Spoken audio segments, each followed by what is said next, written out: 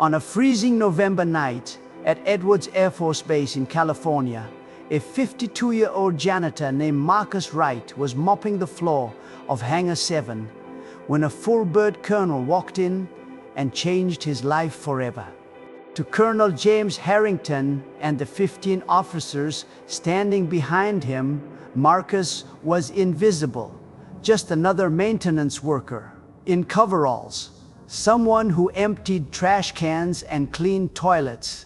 But in less than 9 hours, this janitor would accomplish something that 3 certified aircraft engineers had declared impossible. He would expose the difference between rank and respect, between credentials and capability. And he would prove that the military's most dangerous habit isn't losing wars, it's losing sight of the warriors who've already won them. This is a story about what happens when arrogance meets excellence. When a system built on hierarchy forgets that valor has no rank. And it begins with 7 words that no one thought a janitor could ever make true. Fix this engine by dawn or you're fired. Marcus Wright had been working as a civilian janitor at Edwards Air Force Base for 3 years and 4 months. Not because he loved cleaning, not because it was his dream job, not because this was some noble calling he discovered after military service, but because at age 49, after the Veterans Administration had lost his benefits, paperwork for the 6th time after 2 years of unemployment had drained his savings down to nothing. After his wife Sarah left him because she couldn't handle waking up to his nightmares 3 times a week after sending out 273 job applications and receiving exactly 4 responses, Marcus needed any job that would have him. The base facilities manager, a former Army logistics specialist named Rodriguez, had seen veteran on Marcus's application and hired him the same day. No interview, no reference checks, just a handshake and a start date. $15 an hour. Night shift, 10:30 p.m. to 6:30 a.m. No questions asked. Rodriguez understood that sometimes good men hit hard times. Sometimes the system fails the people who served it. Sometimes a man with 20 years of specialized expertise ends up mopping floors because the world can't see past the gap in his resume. Marcus had taken the job with quiet gratitude and burning shame. Gratitude because his landlord was threatening eviction and his electricity had been shut off twice. Shame because every night when he put on those blue coveralls with maintenance staff embroidered on the chest, he felt himself disappearing. The uniform used to mean something. Technical sergeant stripes, special operations patches, awards and decorations that told the story of excellence and sacrifice. Now he wore anonymous blue fabric that made him invisible to everyone who passed him in the halls. The other janitors knew Marcus kept to himself, arrived exactly at 10:00 p.m., never early, never late, cleaned his assigned areas with meticulous precision that seemed almost obsessive, never complained about the work, never called in sick, never joined them for coffee in the break room, ate his lunch alone in the storage closet, sitting on an overturned bucket, staring at nothing. Most of them assumed he was just another damaged vet who couldn't adjust to civilian life. The quiet guy with haunted eyes who probably had PTSD or substance issues or whatever made veterans unemployable in the real world. They had no idea that the quiet man who scrubbed their floors had once been Technical Sergeant Marcus J. Wright, the youngest master aircraft mechanic in Air Force Special Operations history. The man who'd earned his stripes at age 23 when most mechanics were still learning basic diagnostics. The mechanic that forward operating bases requested by name because when Marcus Wright said an aircraft was flight ready, it was flight ready. No second guessing. No additional inspections needed. His word was bond. They didn't know that in Kandahar in 2012, Marcus had kept the fleet of CV-22 Ospreys flying through sandstorms that grounded every other aircraft on the base. While other mechanics waited for the weather to clear, Marcus had worked inside makeshift shelters, protecting engines from sand while performing emergency maintenance. He developed techniques for rapid turbine cleaning that cut the usual 4-hour procedure down to 45 minutes. Those Ospreys had flown rescue missions, extraction operations, supply runs that kept remote outposts alive. 47 lives saved in 3 days because Marcus Wright refused to let sand stop him. They didn't know that in Iraq in 2003, during the early days of the invasion, Marcus had rebuilt the crashed Black Hawk's entire transmission system using nothing but spare parts scavenged from 3 different helicopters, a Leatherman tool, and mechanical intuition that couldn't be taught in any school.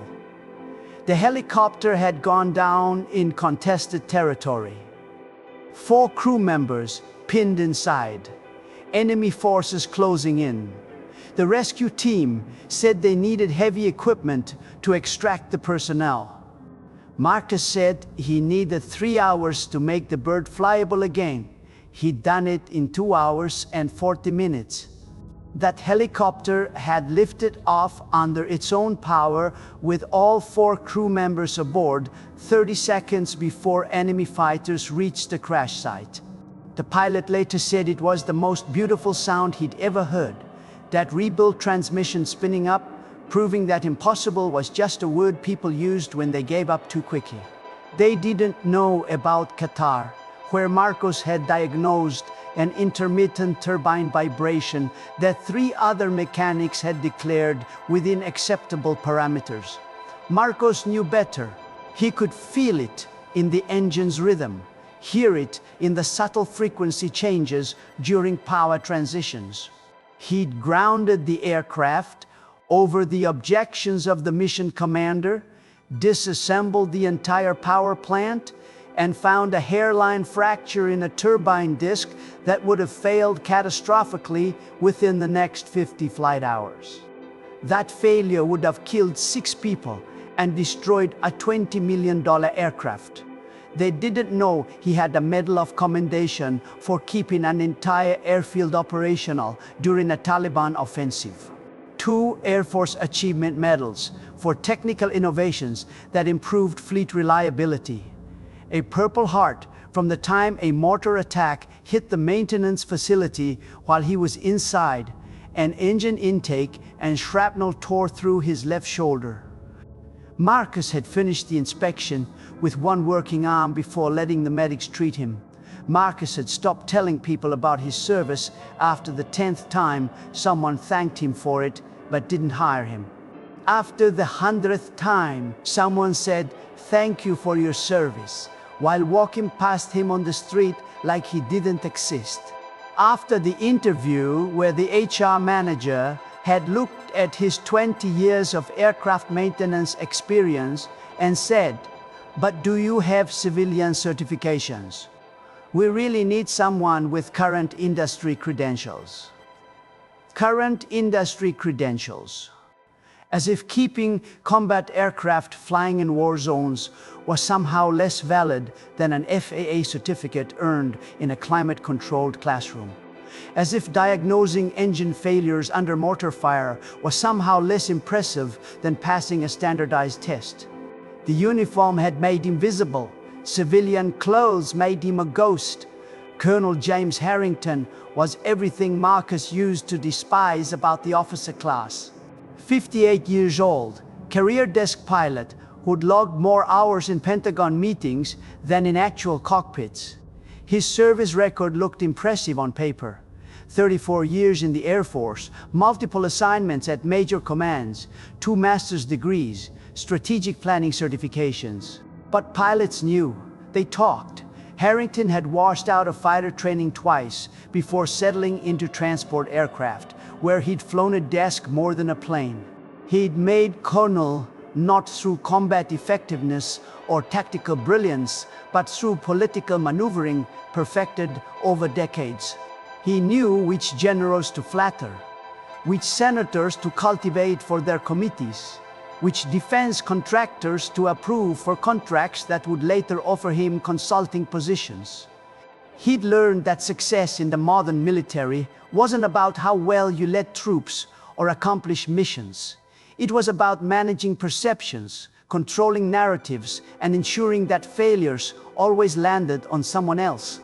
He wore his rank like a crown and treated enlisted personnel like servants.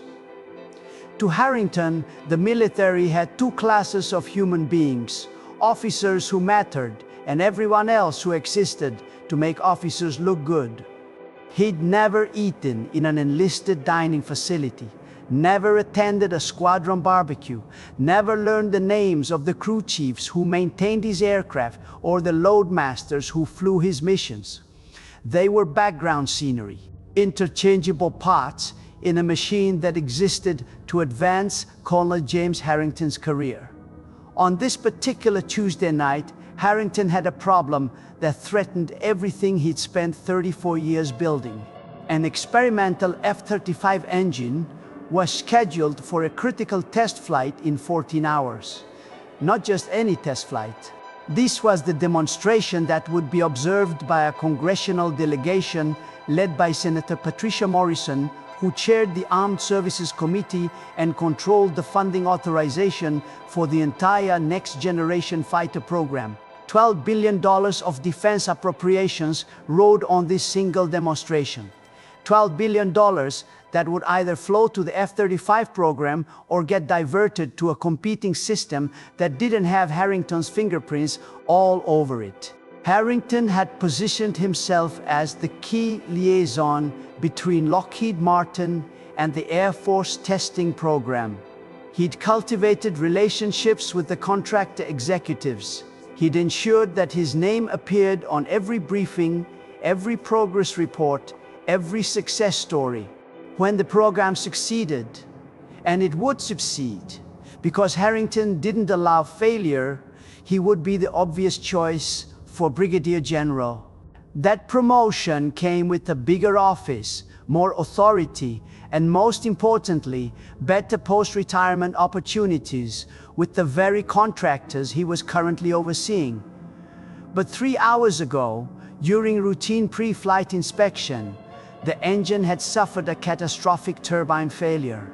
Metal fatigue, stress fractures, the kind of mechanical failure that happens in experimental systems being pushed beyond normal operational limits.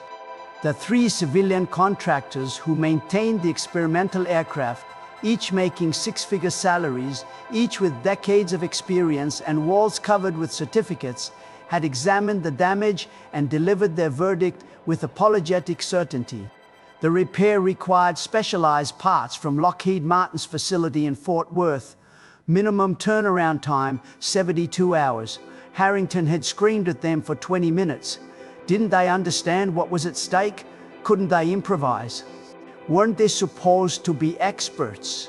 The lead engineer, a man with 30 years of experience, had explained patiently that the damaged components were classified technology. They couldn't be fabricated on site. They couldn't be substituted. The flight would have to be postponed. Postponing meant calling the congressional delegation, explaining the failure. Watching $12 billion of funding disappear into a competitor's program. Watching his promotion evaporate. Colonel James Harrington had not climbed this far to fail because of one broken engine. So he'd done what desperate men with power often do. He'd started looking for someone to blame. That's when he'd walked into Hangar 7 at 11:47 p.m. and seen Marcus Wright pushing a mop bucket across the floor. "You, janitor." Marcus looked up. He'd learned long ago not to make eye contact with officers, but something in this colonel's voice demanded attention. Harrington stood flanked by a cluster of junior officers, all watching with expressions ranging from curiosity to pity. Sir? What's your name? Marcus Wright, sir. How long have you worked on this base, Wright? 3 years, 4 months, sir. Harrington gestured toward the massive F-35 engine mounted on a test stand in the corner of the hangar. Even from across the room, Marcus could see the access panels hanging open, tools scattered around the base, the unmistakable evidence of failed repair attempts. You see that engine? Yes, sir. It's broken. My engineers say it can't be fixed in time for tomorrow's test flight. I say that's unacceptable. Harrington's voice dripped with contempt. I say, if a high school dropout can push a mop, he can damn well push a wrench. You've got until 6:00 a.m. to make that engine operational. If you succeed, you keep your job. If you fail, you're fired. Either way, I've got someone to blame when the generals ask questions. The junior officers shifted uncomfortably. One captain opened his mouth to object, then thought better of it. They all knew this was wrong. They all knew Harrington was setting up an impossible scapegoat scenario. None of them had the courage to speak. Marcus looked at the engine. Even from here, he could see the damage. Turbine section, probably second stage compressor failure. The kind of repair that required precision tools, clean room conditions, and extensive testing protocols. With proper equipment and support, he could do it in 6 hours. Alone, with whatever tools were in this hangar, fighting against both time and the damage from the contractor's amateur attempts, he should have said no, should have walked away, should have let this arrogant colonel find another victim for his power games. But Marcus Wright had spent 3 years being invisible, 3 years watching officers walk past him like he was furniture, 3 years of swallowing everything he used to be to cash a minimum wage paycheck, and something in Harrington's smug certainty that the janitor would fail triggered something Marcus had buried deep. Pride. I'll need access to the tool room, sir, and I'll need everyone out of this hangar. Can't work with distractions. The junior officer stared. Harrington's smile was venomous. Done. But understand this, Wright. When you fail, and you will fail, I'm gonna make sure everyone on this base knows that our night janitor thought he was smarter than 3 Lockheed Martin engineers. I'm gonna make your failure spectacular. Understood, sir? Harrington turned to leave, then paused. Oh, and Wright, I'm betting a bottle of 30-year scotch with Colonel Morrison here that you won't even figure out what's wrong with it, much less fix it. Don't let me down. I hate losing bets. The officers filed out, their laughter echoing in the hangar. The massive doors rolled shut. The lights dimmed to night mode. Just the emergency lighting and the glow from the work lamps around the engine stand. Marcus set down his mop for what he somehow knew would be the last time. He walked to the engine and placed his hand on the cold titanium housing. Beneath the Air Force insignia and the experimental designation codes, he could feel the familiar architecture. Different model, more advanced technology, but the principles were the same. Turbofan jet engines hadn't changed their fundamental physics since he'd learned to rebuild them 28 years ago in technical school. The damage was worse than he'd thought. The contractors had attempted a repair but lacked the instinct for it. They'd approached it like a manual, step 1, step 2, step 3. They didn't understand that engines were living things. You had to listen to them, feel them, understand their moods. Marcus pulled out his phone and set a timer. 6 hours and 13 minutes until dawn, until Colonel Harrington returned to witness his failure and deliver his termination notice. What Harrington didn't know was that Marcus Wright had never failed an engine in his life. Not in Kandahar when the sandstorms came. Not in Iraq when the mechanics said it couldn't be done. Not in Qatar when they'd given him 4 hours and he'd delivered in 3. But those were different times, different Marcus. That was Technical Sergeant Wright, supported by military resources, working with trained teams, backed by supply chains that could deliver any part to any location in the world within hours. This was just Marcus, alone. With whatever he could find in this hangar, he pulled on a pair of work gloves and got started. The first hour was diagnosis and documentation. Marcus removed access panels with surgical precision, photographing each step with his phone from multiple angles. This wasn't just about fixing the engine. If this worked, if he actually pulled this off, he'd need proof of his methodology.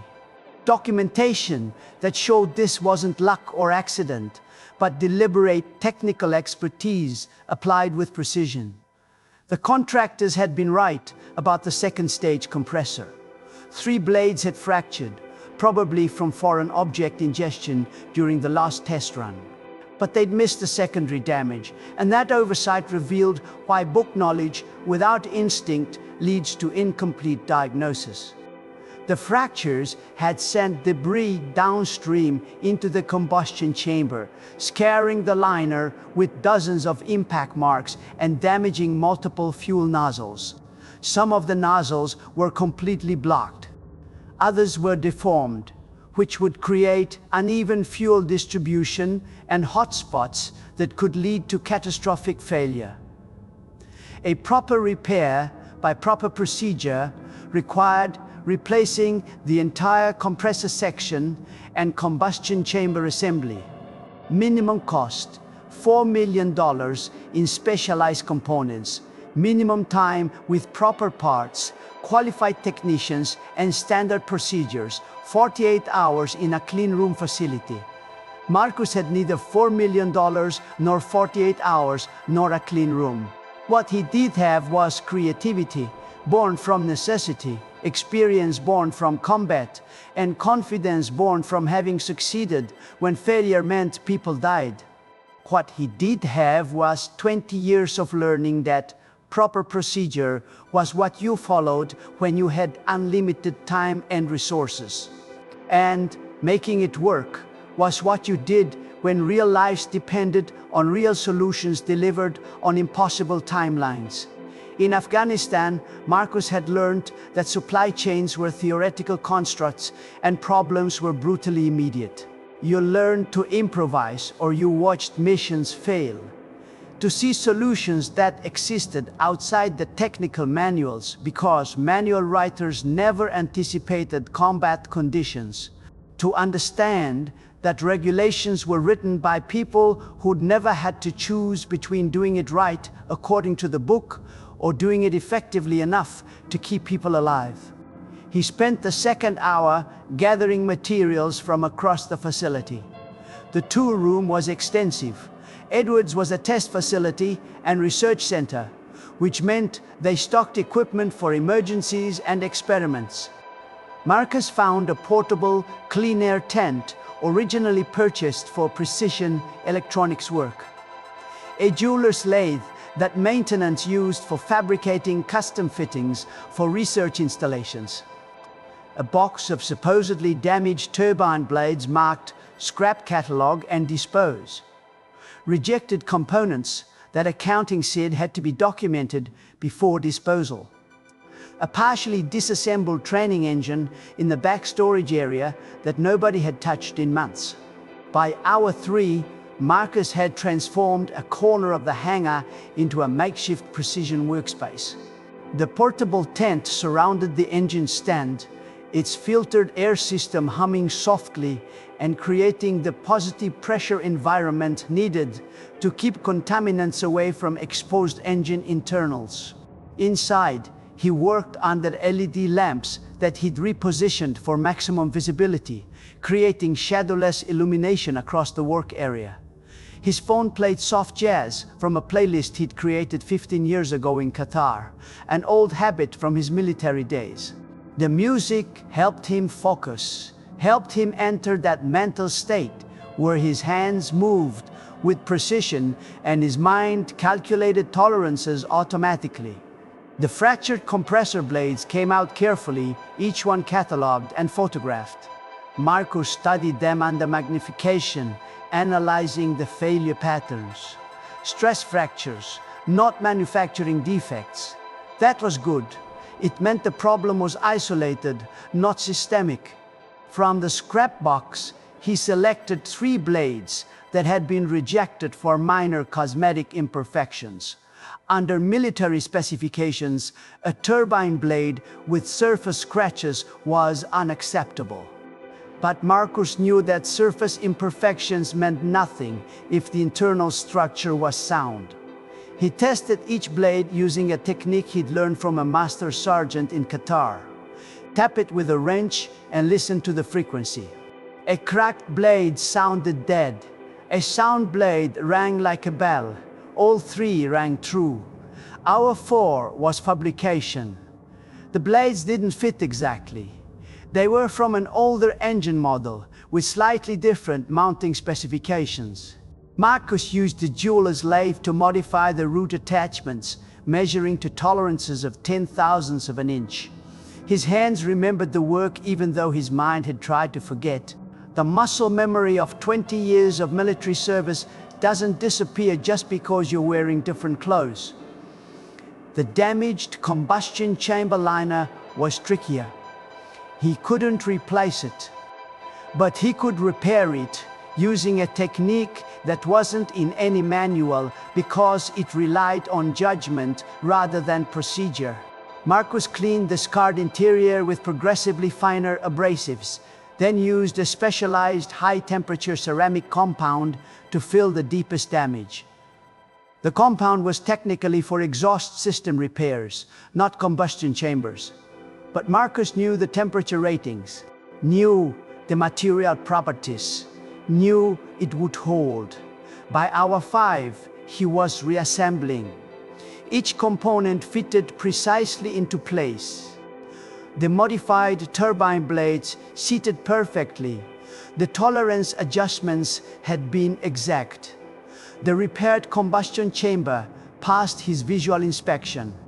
But the real test would come when they spun it up. If his repairs held, the engine would run. If they failed, it would either fail to start or, worse, suffer catastrophic failure that could destroy the entire test stand and possibly injure people. In the military, every repair Marcus performed was checked by multiple inspectors. There were safety protocols, review processes, chain of command oversight. Here, there was just Marcus and his judgment. Hour 6 was testing and prayer. Not religious prayer. Marcus had lost his faith somewhere between his second divorce and his third denial from the VA. But the kind of prayer that any mechanic knows, the desperate hope that you've done everything right, that your hands haven't betrayed you, that the machine would forgive the improvisation and run anyway. He sealed the final access panel at 5023 a.m. 37 minutes until dawn, until Harrington returned with his smug smile and termination papers. Marcus connected the external starter and fuel supply, checked all the safety systems, verified the test stand restraints, put on hearing protection, moved to the control panel. His hand hovered over the ignition switch. 3 years of mopping floors. 3 years of being invisible. 3 years of pretending he was nobody because the world had decided that's all he deserved to be. Marcus Wright pressed the switch. The starter motor engaged with a high-pitched whine. The turbine began to spin, slowly at first, then faster. Fuel pumped into the combustion chamber. The igniter sparked. Nothing happened. Marcus's heart sank. He'd been so careful. Every measurement precise. Every modification calculated. But something was wrong. The engine wasn't lighting. He was checking fuel pressure readings when he heard it. A soft whoosh from deep inside the engine. Then a rumble. Then a roar that built from whisper to thunder in 3 seconds. The F-35 engine came to life. The sound was beautiful. No misfires, no vibration. The exhaust temperature climbed smoothly through the startup range. Turbine speed stabilized at idle power. Every gauge showed green. Marcus let it run for 5 minutes, monitoring every parameter. The modified compressor blades performed flawlessly. The repaired combustion chamber showed no anomalies. At 5:47 a.m., he advanced the throttle to military power. The roar became a scream. 70,000 pounds of thrust rattled the test stand restraints. The hangar doors vibrated, and Marcus Wright smiled for the first time in 3 years. He was securing the engine at idle when the hangar doors opened. Colonel Harrington strode in with his entourage, prepared to deliver the termination speech he'd been rehearsing. The speech about failure and consequences and knowing your place. The words died in his throat. The F-35 engine was running. More than running, it was purring like a content tiger. The telemetry screens showed perfect performance across every parameter. Harrington's face went through several colors in rapid succession: red, white, purple. He turned to his officers, looking for an explanation that made sense. They stared at the engine in equal shock. What? How? Marcus removed his hearing protection. Engines operational, sir. All systems nominal. Ready for your test flight. That's impossible, the contractor said. The contractors were wrong, sir. The damage was repairable with on-site resources. Marcus gestured to his makeshift workspace. I've documented every step. Photos, measurements, material specifications. The repair meets all operational safety standards. It'll hold for your demonstration and probably another 500 hours beyond that. One of the junior officers, a young captain with an engineering degree, approached the control panel. He studied the readings with growing amazement. Colonel, these performance numbers, they're actually better than baseline. The efficiency ratio is 0.3% above factory spec. Harrington looked at Marcus with an expression that mixed fury, confusion, and something that might have been fear. Who are you? Before Marcus could answer, another voice cut across the hangar. That's what I'd like to know. Everyone turned. A 2-star general had entered the hangar, flanked by 2 officers Marcus didn't recognize. Base commander, Major General Patricia Walsh, had a reputation for 3 things: morning runs that left lieutenants gasping, zero tolerance for incompetence, and a photographic memory for faces and names. She was staring at Marcus with an expression of recognition. Technical Sergeant Wright. The hangar went absolutely silent. Marcus straightened instinctively, muscle memory snapping him to attention. It's just Marcus now, ma'am. I was discharged in 2018. I know. I was the one who signed your Medal of Honor recommendation. General Walsh crossed the hangar in long strides. Kandahar, 2012. You kept 6 Ospreys flying through a 3-day sandstorm during a major offensive. You personally rebuilt 3 transmissions with battle damage that should have grounded the aircraft permanently. The mission commander credited you with saving 47 lives. She turned to Harrington, whose face had gone ash white. Colonel, please tell me you didn't just use a Medal of Honor recipient as a scapegoat for your contractor's failures. General, I had no idea he was. Of course you had no idea, because you never asked. You saw a janitor and assumed he was nobody. You gave him an impossible task, expecting him to fail, so you could blame him for your leadership failures. Walsh turned back to Marcus. Why didn't you tell anyone who you were? Marcus shrugged. Because it doesn't matter who I was, ma'am, only who people see now, and all they see is a janitor. then they're blind. General Walsh pulled her phone and made a call. Colonel Peterson, Walsh. I need you to pull complete service records for Technical Sergeant Marcus J. Wright, Social Security number. She glanced at Marcus, who recited it from memory. Yes, Medal of Honor, Special Operations. I want to know why he's mopping floors instead of running our maintenance operations. She listened for a moment, her expression darkening. Lost paperwork 6 times? The VA couldn't verify his service? And nobody thought to maybe make one phone call to DoD records? She hung up and turned to Harrington. Colonel, you will personally oversee the immediate correction of Sergeant Wright's VA records. You will ensure he receives every benefit he's entitled to, retroactive to his discharge date. You will then write a formal letter of apology. After that, you will report to my office to discuss your future in this Air Force, which I can tell you right now, looks considerably shorter than it did this morning. Harrington opened his mouth to object, thought better of it, and nodded silently. General Walsh turned to Marcus. As for you, I'm offering you the position of Chief Master Technician for all experimental aircraft operations. Civilian position, GS-13 scale, full benefits, and the authority to hire your own team, if you want it. Marcus looked at the engine, still running smoothly on the test stand, still proving what he'd always known, that skill has no rank, that experience matters more than credentials, that the man mopping the floor might be the most qualified person in the room.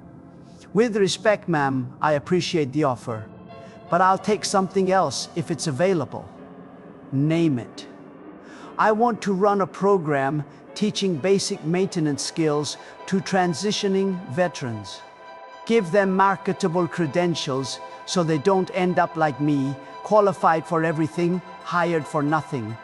I'll take a smaller salary if you'll fund the program. General Walsh smiled. Done. You'll have your program, Sergeant Wright, and you'll have a proper salary. We're not negotiating on that. 6 months later, Marcus Wright stood in front of his first class of 23 transitioning service members. They ranged from 22 to 56. Different branches, different specialties, all facing the same uncertainty about civilian life. My name is Marcus Wright, he told them. 3 years ago, I was mopping floors in this very hangar, not because I wasn't qualified for better, but because I'd forgotten something important. I'd forgotten that my value doesn't come from what other people see. It comes from what I know I can do. He gestured to the F-35 engine mounted on display behind him, the very one he'd repaired that night. This engine represents an impossible repair completed by someone nobody believed in. But here's the secret: it was never impossible. It just required someone who remembered their training, who trusted their skills, who refused to accept someone else's definition of what they could accomplish. The program grew. Within a year, Marcus had placed 47 veterans in high-skilled positions across aerospace, automotive, and manufacturing sectors. The VA began sending him the hardest cases, the vets who'd been unemployed longest, who'd been rejected most often, who started believing they had nothing to offer. Marcus proved them wrong, one student at a time.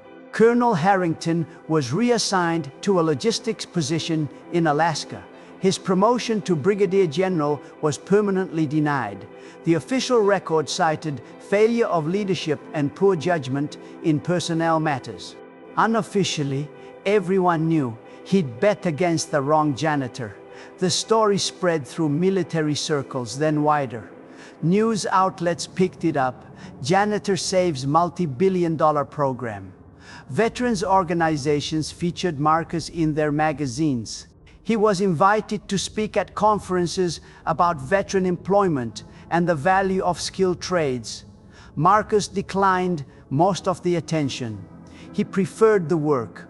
preferred the satisfaction of watching another veteran land, a job that matched their skills, preferred the quiet pride of building something that mattered. But he never forgot that night in Hangar 7, never forgot the sound of that engine roaring to life, never forgot the look on Harrington's face when the impossible became real. Because that night proved something that every person who's been underestimated needs to remember. Your value isn't determined by your title. It's not measured by your current circumstances. It's not defined by how other people see you. Your value comes from what you know, what you can do, and what you choose to do with it when everything is on the line. Marcus Wright didn't become a general. He didn't become wealthy. He didn't become famous beyond that brief moment of viral attention. He became something better. He became the person who reminds broken veterans that they're not broken, that their skills still matter. That experience earned through service doesn't disappear just because they change uniforms. Every Tuesday morning at 6:00 a.m., Marcus stands in Hangar 7 and watches the sunrise through the massive doors. The same sunrise that was breaking when that F-35 engine roared to life. The same light that exposed Colonel Harrington's arrogance and revealed Marcus's excellence. It reminds him that dawn always comes, that night shifts end, that the people cleaning floors might be the ones who save your billion-dollar program. Because here's what Colonel Harrington learned too late, and what the world keeps forgetting: rank is temporary. Credentials are paperwork. Titles are decorations. But skill is permanent. Knowledge earned through blood and sweat and decades of experience doesn't evaporate because someone loses their position or their uniform or their place in the hierarchy. The janitor fixing your engine might be the most qualified person in the building. The person emptying your trash might have saved lives you'll never know about. The invisible workers keeping your world running might be heroes you never thought to see. On that freezing November night, Colonel Harrington looked at Marcus Wright and saw a janitor. Just the minimum wage, nobody who could be used and discarded without consequence. He should have seen a master aircraft mechanic with 20 years of emergency repairs under the worst conditions imaginable. He should have seen a combat veteran with citations for excellence and a Medal of Honor for valor. He should have seen a man who'd kept aircraft flying when everyone else said it was impossible. But arrogance blinds, and rank creates distance from reality. Harrington saw the uniform, not the man, saw the map, not the hands that held it, saw an opportunity to create a scapegoat, not a chance to discover excellence hiding in plain sight. His mistake didn't just cost him a promotion, it revealed a truth that makes every comfortable hierarchy uncomfortable. The people at the bottom might belong at the top. The ones you dismiss might be the ones you desperately need. And the system that determines worth by position rather than capability is a system that wastes its most valuable resources. Marcus Wright fixed an impossible engine not because he wanted to prove something to Colonel Harrington, not because he wanted recognition or redemption or revenge. He fixed it because he knew he could. Because when you have a skill and someone needs that skill, you use it. That's the code he learned in the military. That's the principle that survived 3 years of mopping floors. Help when you can, work with honor. Do the job right regardless of who's watching or what you're being paid or whether anyone will ever thank you. That's not just military values. That's human excellence. That's choosing to be your best self even when the world has decided you're worthless. That's maintaining your dignity when circumstances try to strip it away. So ask yourself, who are you dismissing because of their current position? Who are you overlooking because they don't have the right credentials? Who are you underestimating because they wear the wrong uniform, work the wrong shift, carry the wrong title? The person cleaning your office might have built the systems that run your company. The person bagging your groceries might have managed supply chains for international operations. The person serving your coffee might have led teams that accomplished missions you only read about in declassified reports years later. You don't know. And if you don't ask, if you don't look past the surface, if you judge worth by position rather than capability, you'll never know. You'll make Colonel Harrington's mistake. You'll bet against someone you should have believed in. You'll dismiss someone you desperately needed.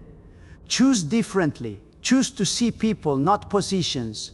Choose to recognize that every person's story is deeper than their current chapter.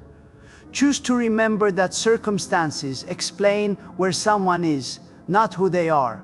Choose to be the person who would have believed in Marcus Wright even when he was holding a mop, because excellence doesn't announce itself. Valor doesn't demand recognition. Skill doesn't require validation. They exist whether you see them or not, whether you acknowledge them or not, whether you reward them or not. But your ability to recognize them, that determines whether you're the general who discovers hidden potential or the colonel who loses it through arrogance. Be the person who asks, who listens, who looks past the uniform to see the human being wearing it. Be someone who understands that the most important question isn't what do you do? It's what can you do? Because the day might come when you need an impossible repair by dawn, and the only person who can save you might be the one you never thought to see. Choose to see them now, before it's too late, before you become Colonel Harrington, before you lose everything because you couldn't recognize the excellence standing right in front of you holding a mop. This story is a fictional dramatization inspired by the real experiences of skilled veterans who transition to civilian life and face systematic underestimation of their capabilities. In a world that too often judges worth by credentials rather than competence, choose to be like General Walsh. Choose to recognize excellence regardless of rank. Choose to see the person, not just the position. Choose respect over assumption. Choose humanity over hierarchy. Choose to remember that the hands holding the mop today might have saved lives yesterday and might save yours tomorrow.